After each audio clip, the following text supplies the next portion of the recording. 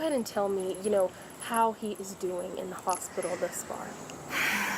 He had an MRI a couple of nights ago, and unfortunately it's picked up some things that the previous CAT scans did not.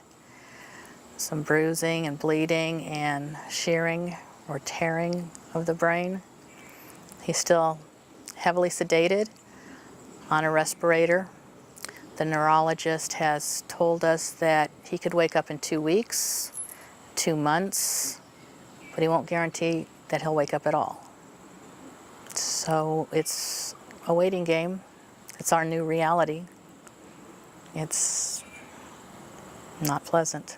We're there supporting him and talking to him and advocating for him and watching for all the things, the little things that maybe the nurses don't see because we know him. But it's very, very difficult. I mean, he's got severe facial fractures. He'll be having surgery tomorrow for those. So since the first, we saw him 2 or 3 hours after it occurred, and at that point his eyes were huge and swollen shut, and they still are swollen shut.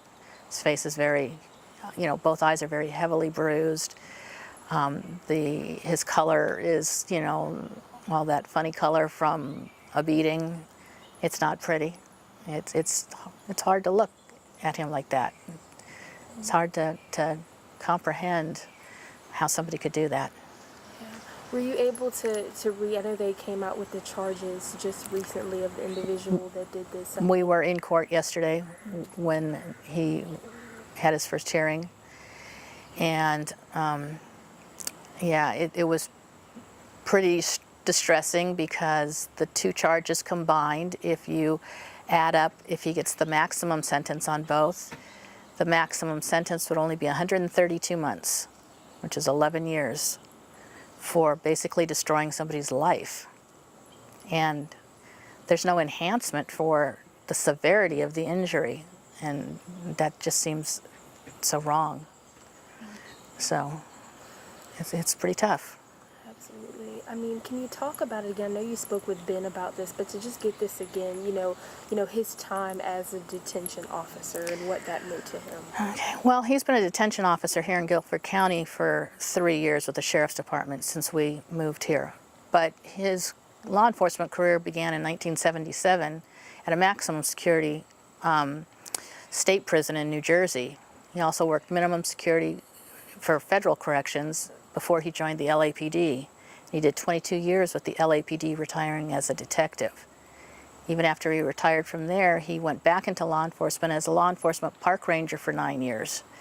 He left that job and came straight out here and joined the Sheriff's Department working corrections. So it's been a long career, and this is a really hard way to see it end. Has it been with you and your daughters, moving around within the house and just taking this all in? None of us have adjusted to this new reality. It's going to take time. Elisa's daughter, our 6-year-old granddaughter, is my husband's best friend, and he's her best friend, and they do everything together. And they get up every weekend that he's home. They get up on Saturday morning and make pancakes, or they make chocolate pudding, or they make drinks together. And he fixes something, and she's out there handing him the tools. So she's pretty lost right now. She misses her grandpa, and she doesn't really understand all of it.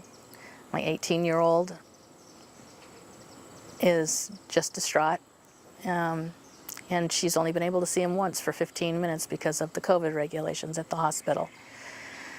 And so that's really tough on her.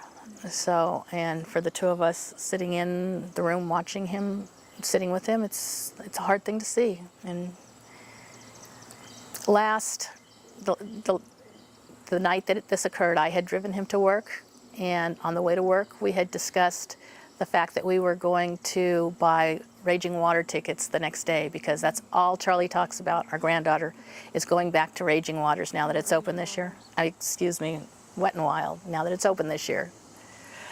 And so that was the conversation we had on the way to work Thursday evening.